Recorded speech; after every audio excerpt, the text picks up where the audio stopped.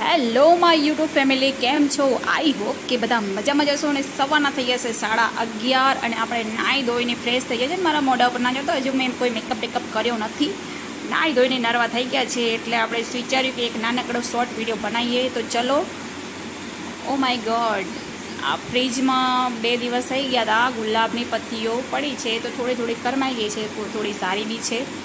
તો ગુલાબની તો ખુશ્બુ મને બહુ જ ગમે છે.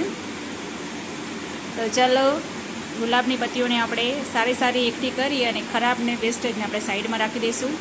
અને આટલી પત્તીઓ મારી પાસે એડ થઈ છે સરસ એવી.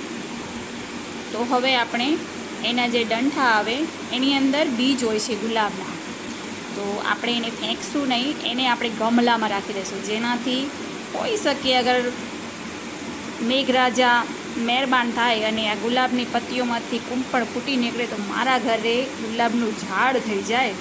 તો હવે સરસ એવી પત્તીઓને આપણે ધોઈ લીધી છે અને ધોયા પછી આપણે મિક્સર ગ્રાઇન્ડમાં આપણે ગ્રાઇન્ડ કરવાના છીએ.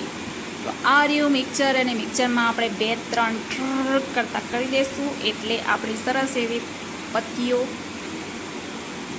પેસ્ટ નથી બનાવવાનો, એને દરદરી પીસવાની છે. તો આ રીતે દરદરી પીસી અને કોટનનું કપડું લીધું છે મેં, અને કોટનના કપડામાં આપણે આ બધી પેસ્ટને નાખી દેવાની છે અને આવો થોડોક સરસ એવો રસ નીકાળી લેવાનો છે. તો આટલો 2 થી 3 ચમચ જેટલો રસ બન્યો છે આપણી પાસે.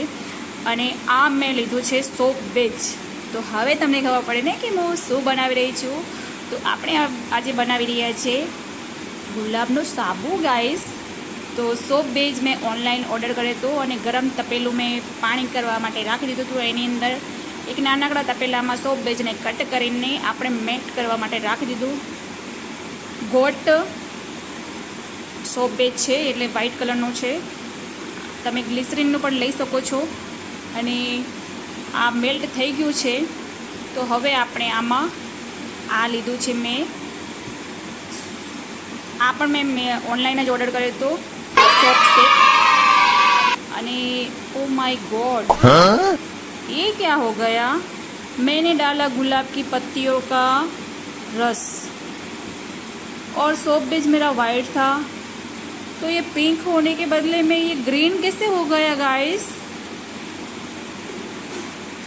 क्या उसको मैंने 2-3 दिन रखा था, इसके लिए मेरे से ये बदला नहीं रहा है. कोई बात नहीं गाइस, फर्स्ट बार बना रहे हैं तो चलो देखते हैं. तो થોડા સોપ શેપમાં મેં ગુલાબની પત્તીઓ નાખી દીધી અને સોપને આપણે સોપ બેઝ પણ રાખી દીધું છે આમાં લિક્વિડ. અને હવે આપણે આને ગુલાબની પત્તીઓથી શેપ કરી લઈશું, કેમ કે આ નેચરલી જે વસ્તુ છે ને એ નેચરલી જ હોય છે. તો ચલો, મારો વિડીયો તમને કેવો લાગ્યો? આઈ હોપ કે તમને ગમ્યો હોય તો વિડીયોને લાઈક